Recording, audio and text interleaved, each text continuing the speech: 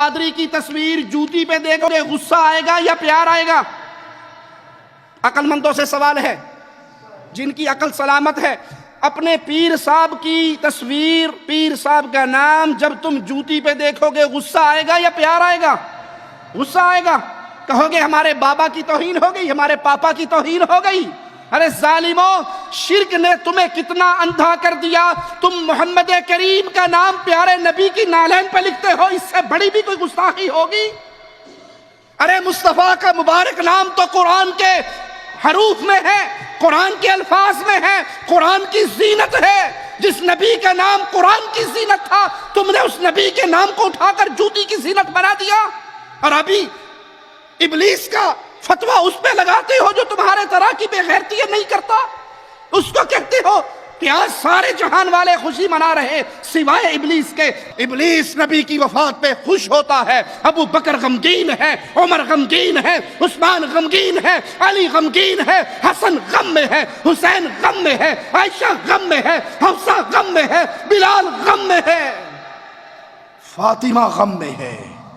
فاطمہ کہہ رہی ہے، فاطمہ الزہرا آواز لگا رہی ہے، جو غم بابا کی وفات سے میرے دل پہ ٹوٹا ہے، سورج پہ ٹوٹتا سورج اندھا ہو جاتا، پہاڑوں پہ ٹوٹتا پہاڑ ریزہ ریزہ ہو جاتے، چاند پہ ٹوٹتا چاند کی روشنی ختم ہو جاتی، جو غم فاطمہ پہ ٹوٹا۔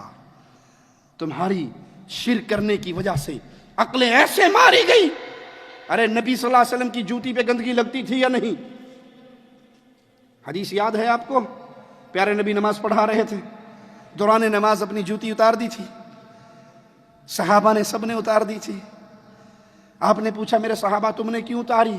کہا اللہ کے نبی صلی اللہ علیہ وسلم آپ نے جو اتاری۔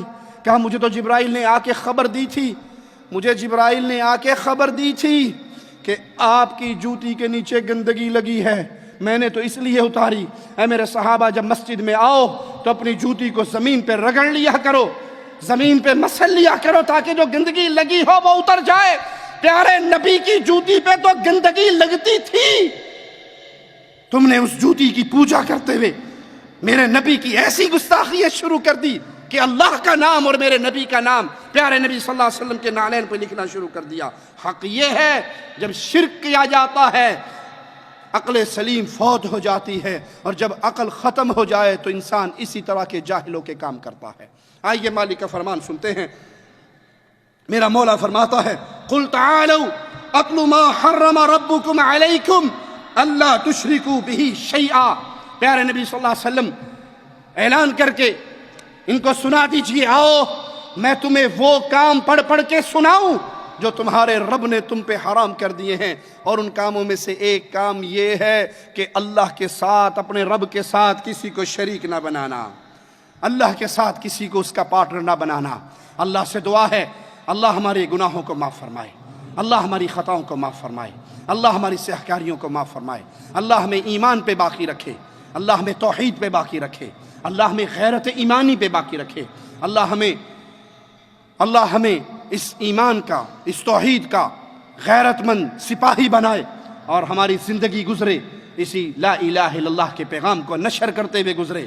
اس پیغام کے لیے اپنی جان، اپنا مال، اپنی قوتیں، اپنی زبانیں، اپنی ایک ایک صلاحیت صرف کرنے کی توفیق عطا فرمائے۔ اقول قولی ھذا واستغفر اللہ لی ولکم ولسائر المسلمین فاستغفروہ انہ ھو الغفور الرحیم۔